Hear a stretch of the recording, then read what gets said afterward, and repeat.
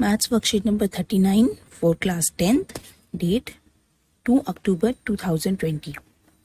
यहाँ पे इस वर्कशीट में हम जो पिछली वर्कशीट में हमने height and distance, application of trigonometry की स्टार्टिंग कंसेप्ट सीखे थे, अब उसके हम क्वेश्चन सीखेंगे कि एक्चुअल में वो चीज़ें जो हमने पढ़ी दो कि एंगल ऑफ एलिवेशन या एंगल ऑफ डिप्रेशन, वो हम क्वेश्चंस में कैसे यूज़ करते हैं। सबसे पहले यहाँ पे अगेन जैसे हर वर्कशीट में होता है, यहाँ पे भी एक रिकॉल एंड आंसर का बॉक्स दिया हुआ है जिसको आप ही को यूज़ करना है और जो भी कंसेप्ट आपको दिए हुए हैं उससे एक फिगर बनानी है। जैसे कि ऊपर लिखा है draw and label the figure as per the given details. यहाँ पे जैसे हमें फर्स्ट में दिया हुआ टावर एंड ट्री, तो सबसे पहले हम एक टावर बनाते हैं, एक ट्री बना लिया, तो इनका बेस दिया 40 मीटर, तो हमने दोनों को बेस ज्वाइन करके कर दिया 40 मीटर। अब यहाँ पे एंगल ऑफ डिप्रेशन दिया हुआ है, सपोज अगर मैं इसको ऐसे ज्वाइन करूं कि टावर से हमने ट्री के टॉप को देखा तो हमारा एंगल ऑफ डिप्रेशन बन गया 30 डिग्री। तो यहाँ पे नाम देते थे सपोज ABCD। अब अगर हम ध्यान से देखें कि यहाँ पे हमें एंगल ऑफ एलिवेशन निकालना है, अब ये दिख रहा है हमें कि ये दोनों लाइन क्या होंगी, पैरेलल होंगी, और यहाँ पे जो हमारी AD है वो हमारा एक्ट करेगा एज अ ट्रांसवर्सल लाइन। तो ये जो 30 डिग्री है ये भी कितना हो जाएगा 30 degree. Alternate interior angle equal होते हैं, तो यहाँ से हमारा जो एंगल ऑफ एलिवेशन निकल गया वो भी कितना आ गया 30 डिग्री। अब नेक्स्ट पार्ट पे चलते हैं। जैसे सेकंड पार्ट है हमारा वॉल एंड लेडर। तो सपोज एक वॉल है, यहाँ पे उसकी एक लेडर है। अब यहाँ पे उसने बोला हुआ है कि उसका एंगल ऑफ डिप्रेशन हमें नहीं गिवन, एंगल ऑफ एलिवेशन है 60 डिग्री। तो अगेन अब जैसे आपने देखा कि अगर मैं यहाँ पे हॉरिजॉन्टल लाइन कंप्लीट करूं तो ये जो हमारी दो लाइंस हैं, फिर से ये वाली लाइन और ये वाली लाइन हमारी पैरेलल लाइन हो जाएंगी, और ये जो हमारी लेडर है वो एक्ट करेगी एज अ ट्रांसवर्सल। तो हम कह सकते हैं यहाँ पे कि ये अगर 60 डिग्री है तो हमारा ये एंगल भी कितना होगा 60 degree, again alternate interior angle के अकॉर्डिंग। तो अगर आप इसे नाम देंगे ABC, तो जो एंगल हमारा बनेगा 60 डिग्री वो ही हमारा सेम एंगल बनेगा ऊपर 60 डिग्री। तो यहाँ पे हम लिख सकते हैं एंगल ऑफ एलिवेशन और डिप्रेशन अगेन सेम हो जाएगा 60 डिग्री। अब नेक्स्ट हमारा थर्ड है चाइल्ड एंड काइट। तो सपोज एक काइट है यहाँ पे और एक चाइल्ड यहाँ पे समवेयर खड़ा है, तो यहाँ पे उसने बोला एंगल ऑफ एलिवेशन, जब हमने इसको ज्वाइन किया एंगल ऑफ एलिवेशन दिया हुआ है हमें 45 डिग्री। तो अगेन यहाँ पे हमें एंगल ऑफ डिप्रेशन निकालना है, तो हमें वही करना पड़ेगा, हम इसके पैरेलल ऊपर लाइन खींचते हैं। तो यहाँ पे फिर से हमारी नेम अगर हम देंगे ये ABC, तो AC हमारा क्या एक्ट करेगा एज अ ट्रांसवर्सल। तो अगर ये एंगल 45 है तो ये एंगल भी कितना होगा 45 डिग्री। तो हम कह सकते हैं कि हर केस में आप ध्यान से देखेंगे तो यहाँ पे जो हमारे एंगल ऑफ एलिवेशन और डिप्रेशन एक्चुअल में वो सेम ही बनते हैं। मींस अगर आप ऊपर से किसी चीज को नीचे देख रहे हैं और वही उसी पॉइंट से नीचे की तरफ अगर आप ऊपर देखेंगे तो हमारा जो एंगल ऑफ एलिवेशन है और एंगल ऑफ डिप्रेशन है वो एक्चुअल में क्या होगा, सेम होगा। करके कुछ नए हमारे को समझाए गए हैं कंसेप्ट्स। जैसे यहाँ पे लिखा हुआ है कि value of theta 30 degree, side of right angle triangle. जैसे यहाँ पे अगर कुछ एंगल हम फिक्स कर दें तो हमारे पास वैल्यूज हमेशा फिक्स रहती हैं। जैसे अगर सपोज 30 डिग्री है हमारे पास, तो बेस हमारा √3 होगा, परपेंडिकुलर 1 होगा और एच हमारा 2 होगा। मतलब यहाँ पे एंगल की बात करें, अगर एंगल हमारा 30 डिग्री होगा। सिमिलरली यहाँ पे जो सेकंड है 45 डिग्री, इन केस जैसे आपका राइट एंगल ट्राइंगल दिया हुआ है और एंगल ऑफ एलिवेशन आपका 45 है या डिप्रेशन भी 45 है, तो नॉर्मली हमारी वैल्यू की हम रेशो ले सकते हैं कि बेस हमारा 1 होगा, परपेंडिकुलर हमारा 1 होगा, तो एच हमारा क्या होगा √2। इसी तरह 60 डिग्री के लिए दिया हुआ है 1, √3 और 2। ये आपका फिक्स है। जैसे अगर हम पुट करेंगे इसमें तो यही रेशो आएगी उसमें, चाहे आपको कोई भी साइड दी हुई हो, रेशो हमारी यही निकलती है। इसके बाद हमारे को एग्जाम्पल्स पे चलते हैं। जैसे यहाँ पे हमारा फर्स्ट एग्जाम्पल है the angle of depression of the foot of a tower. तो फिगर बना के भी दी हुई है, the foot of a tree from the top of a tower. सबसे पहले हम इसको फिगर को दोबारा बना के समझ लेते हैं। सपोज एक टावर है और यहाँ पे सपोज एक ट्री है। तो अब एंगल ऑफ डिप्रेशन की बात की है, जैसे हमने फर्स्ट में भी समझा था। अगर मैं इसको ज्वाइन करूं तो यहाँ पे हमारा एंगल ऑफ डिप्रेशन बन रहा है 30 डिग्री। जो हमारा ट्राइंगल बना उसको नाम दे देते हैं ताकि हमारे को लिखने में आसानी हो, कन्वीनियंट हो जाए। तो बहुत सिंपल क्वेश्चन है। अगर आप ध्यान से देखेंगे बेटा, ऑब्वियसली ये वाली लाइन जो हमारी ये वाली लाइन है और ये वाली लाइन बन रही है यहाँ पे, ये दोनों पैरेलल है, तो हम कह सकते हैं कि जो AC लाइन होगी वो हमारी क्या होगी, ट्रांसवर्सल होगी।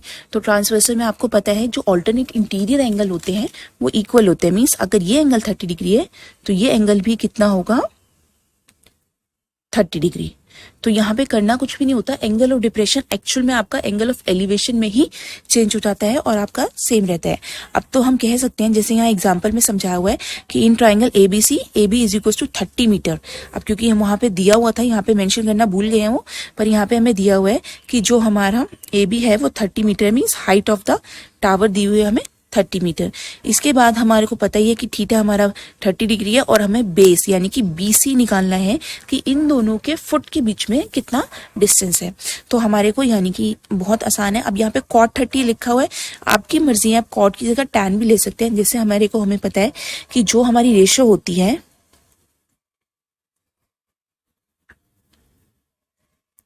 ये हमारी साइन की होती थी, ये हमारी कॉस की होती है, ये हमारी टैन की होती है। तो आप जरूरी नहीं है कॉट ही लो, आप टैन भी ले सकते हो, कॉट भी ले सकते हो। तो जैसे यहाँ पे इसने कॉट लिया है क्योंकि हमें पता है कि कॉट की जो रेशो होती है टैन की रिवर्स यानी कि B/P हो जाएगा, और हमारे को यहाँ B निकालना है और P ऑलरेडी गिवन है। तो हमने लिखा कि BC/AB हो जाएगा हमारा cot 30। अब cot 30 की वैल्यू होती है √3, तो हमने यहाँ पे √3/1 पुट किया।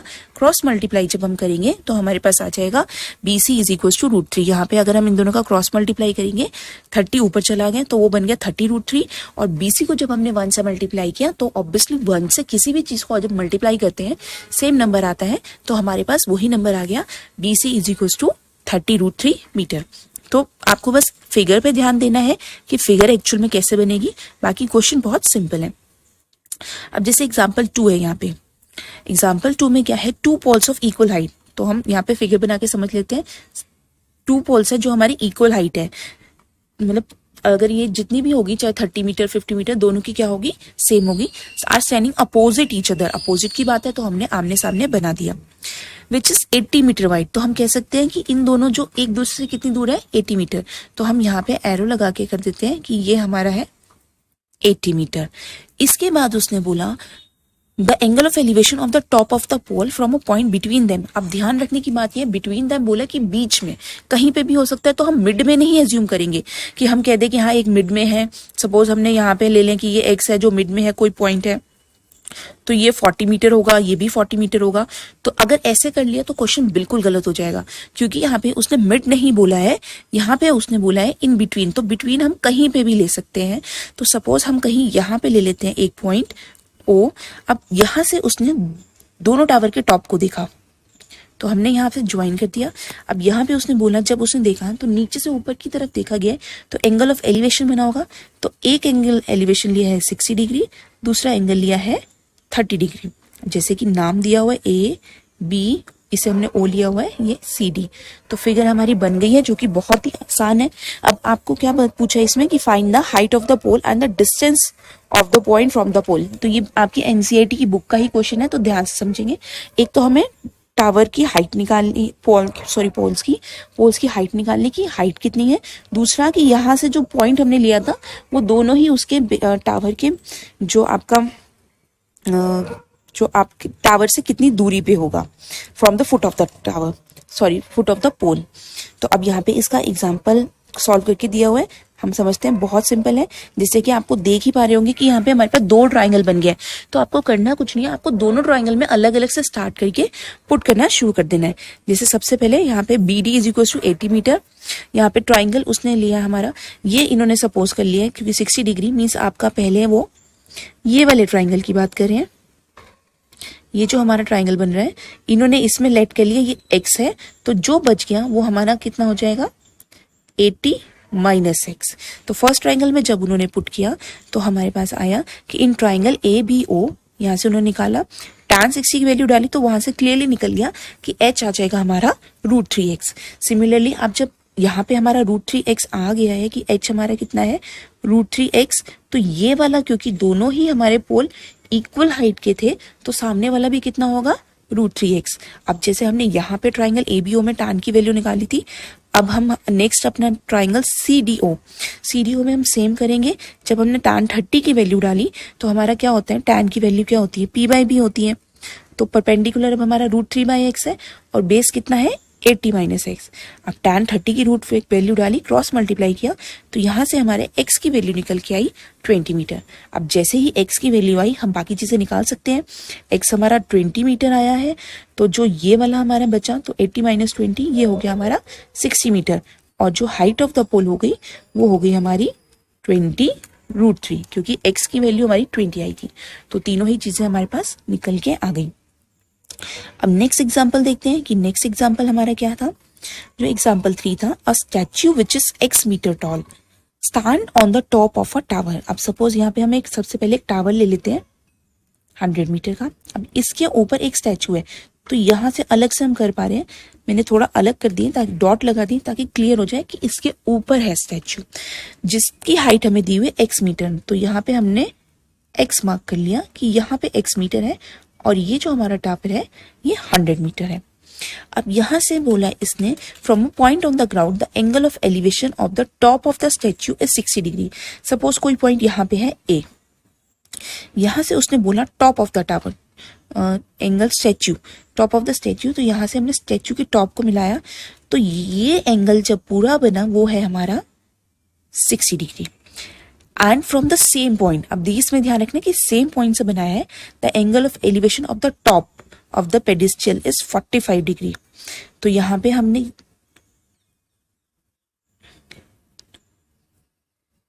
ज्वाइन किया तो ये वाला जो एंगल बना हमारे पास, ये वाला एंगल बना हमारा 45 डिग्री, इतना एंगल। अब इसमें ये बच्चे दोनों एंगल अलग अलग हैं, दोनों ट्राइंगल अलग अलग हैं, तो बहुत ध्यान से चूज करना है। हम यहाँ पे नाम दे देते हैं, ये हमने दिया ही हुआ है नाम। सपोज ये हमने B ले लिया, ये हमने C ले लिया और ये हमने ले लिया D। अब इसका प्रूफ समझते हैं। सबसे पहले इन ट्राइंगल ABC, तो हमारा ट्राइंगल ABC है, ध्यान से देखिए कहाँ बन रहा है, ABC ये वाला ट्राइंगल बन रहा था। तो इसमें हमने एंगल 45 डिग्री लिया हुआ है। तो सबसे पहले हमने लिया cot 45 degree is equal to AB। अब cot 45 की वैल्यू क्या होती है, cot की आपको पता है क्या होता है, बेस अपॉन P। अगेन चाहे तो आप इसमें tan भी लगा सकते हैं, उससे भी हो जाएगा। तो cot base upon P, base हमें नहीं पता है, बेस हमारा क्या है AB, तो हमने AB और परपेंडिकुलर है हमारा 100 मीटर। तो हमने यहाँ से जब सॉल्व किया तो हमारा BC आ गया 100 मीटर। इसी तरह अब आप दूसरे ट्राइंगल में निकालेंगे तो वहां से आपका x निकल के आ जाएगा। दूसरा ट्राइंगल जैसे यहाँ पे आपको दिख रहा हूं मैं, दूसरा ट्राइंगल बन रहा है आपका ABD। अब मैं अलग कलर से ले रही हूँ ताकि क्लियर दिखे। ये ट्राइंगल बन रहा है आपका पूरा, ये आपका पूरा ट्राइंगल बन गया। इसमें अगेन आप कॉट लगाएंगे तो इसमें अब आपको हाइट का ध्यान रखना है कि जो हमारी हाइट है वो यहाँ पे टोटल हाइट कितनी हो जाएगी, इन दोनों को आप ऐड कर दोगे तो वो बन जाएगा आपका 100 + x, जैसे कि यहाँ पे दिखाया भी है 100 + x। और बेस क्योंकि आप निकाल चुके हैं 100 मीटर तो यहाँ 100 लिखेंगे और जब आप सॉल्व करेंगे तो यहाँ से आपके पास निकल के आ जाएगा हाइट ऑफ द स्टैच्यू। यहाँ पे जो क्वेश्चन नंबर 1 है वो है find the height of the building shown in the figure. तो आपको फिगर बना के दी हुई है, हाइट ऑफ द बिल्डिंग निकालनी है। तो सबसे पहले हम एक रफ फिगर्स बना लेते हैं ताकि क्लियर हो जाए। जैसे कि यहाँ पे ये दिया हुआ है, ये एंगल 60 डिग्री दिया हुआ है, ये नाम हमारा CBA और ये दिया हुआ है हमें 50 मीटर। तो बेटा आपको ये ध्यान रखना है कि जो आपको चीज़ें दी हुई हैं आप उसको याद करो। जैसे हमें पता है कि ये हमारे को हाइट ऑफ बिल्डिंग निकालनी है, यानी कि एक्चुअल में हमें यहाँ पे P निकालना है। तो P और B दिया हुआ है तो हमें पता है कि जो हमारा tan की वैल्यू होती है वो होती है हमारी tan थीटा की वैल्यू होती है P/B। तो हम इसी को यूज़ करके निकाल सकते हैं यहाँ पे। अब जैसे tan थीटा है तो यहाँ पे थीटा में 60 डिग्री दिया हुआ था तो हम लिख सकते हैं tan 60 डिग्री। परपेंडिकुलर क्या है यहाँ पे हमारा AB और बेस है हमारा BC। तो जस्ट हम सिंपल वैल्यू डालेंगे, tan 60 होता है हमारा √3। AB हमें दिया हुआ है P। सपोज हम हाइट को, अब यहाँ पे हम चाहे तो क्योंकि हाइट बोला हुआ है तो हम इसे एज्यूम कर सकते हैं कि H है। तो यहाँ पे हम लिख सकते हैं P की जगह कि हमें निकालना है H और BC हमें 50 डिग्री 50 मीटर। तो ये हमने 50 लिख दिया। अब सिंपल हम जब क्रॉस मल्टीप्लाई कर देंगे तो हमारे पास आ गया H is equal to 50 √3 means the height of the building is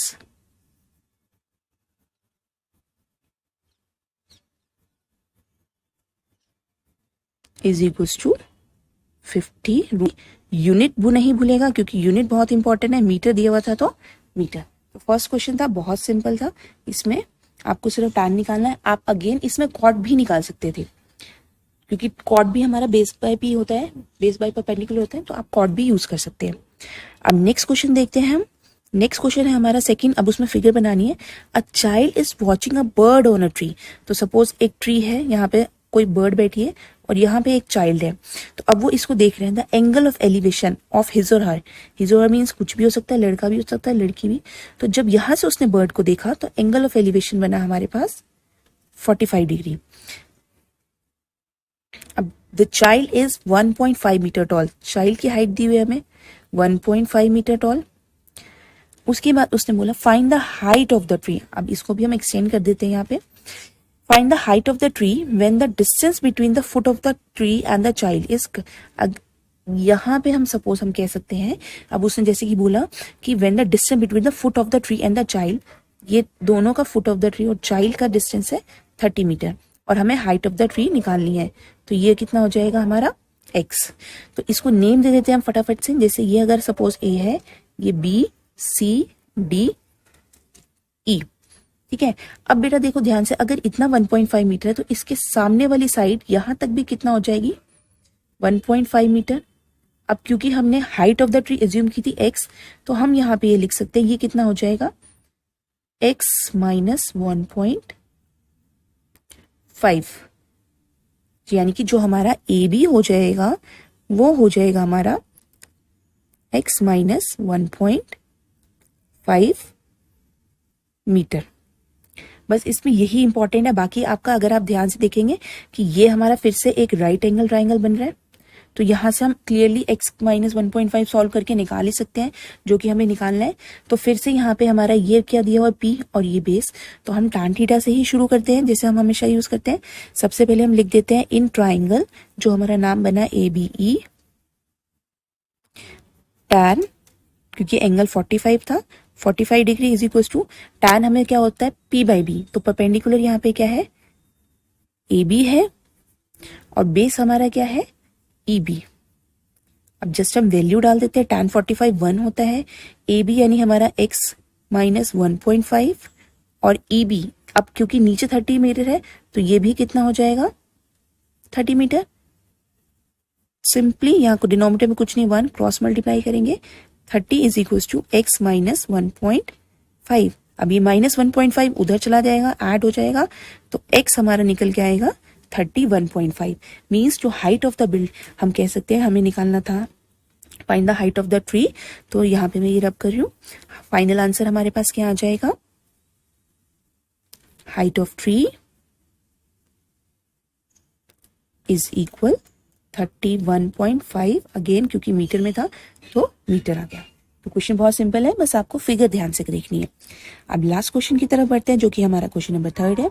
the angle of depression. अब ध्यान से रखिएगा कि डिप्रेशन की बात है, मीन्स कहीं ऊपर से हम नीचे की तरफ देख रहे हैं। Angle of depression of a car parked on the ground from a 75 metre high tower. Suppose ये हमारा 75 मीटर हाई टावर है और यहाँ का ही समवेयर हमारी कार है। तो एंगल ऑफ डिप्रेशन बना यहाँ से हमने ज्वाइन किया, जो कि हमें दिया हुआ है 30 degree. Find the distance of the car from the base of the tower. Means हमें यहाँ से बेस ऑफ द टावर और कार का बीच का डिस्टेंस निकालना है x। तो अगेन क्वेश्चन बहुत सिंपल है, नाम दे देते हैं ABC। क्वेश्चन 3 है ये। अब क्योंकि ये 30 डिग्री जैसे आपको समझाया था, फिर से ये हमारा z बन रहा है, मीन्स हमारा जो पैरेलल लाइन में ट्रांसवर्सल लाइन बन रही है, तो ये एंगल भी कितना होगा 30 डिग्री। तो फिर से हमारे को परपेंडिकुलर और बेस की बात करें, हम tan से ही शुरू करते हैं। नाम दे देते हैं इन ट्राइंगल, जो हमारा बना ABC, tan एंगल हमें 30 डिग्री दिया था is equal to P perpendicular, यानी कि हमारा परपेंडिकुलर क्या है AB बन रहा है यहाँ पे, तो हम लिख देंगे AB और बेस क्या बन रहा है BC। अब जस्ट सिंपल इसकी वैल्यू डालना शुरू करते हैं। tan 30 की हमें वैल्यू पता है कितनी होती है 1/√3। AB हमारा दिया हुआ है 75 और बेस कितना है x, जस्ट क्रॉस मल्टीप्लाई कर दिया तो x आ गया हमारे पास 75√3। तो हम आंसर अपना लिख सकते हैं। थोड़ा सा रब कर रही हूँ इसको यहाँ पे।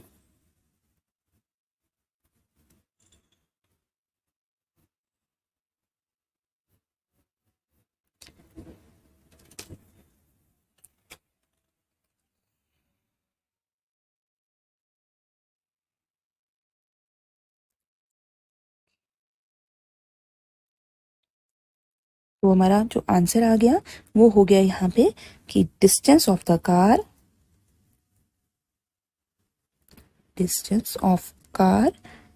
from the base of tower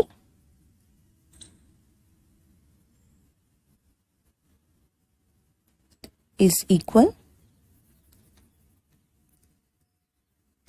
75√3 metre.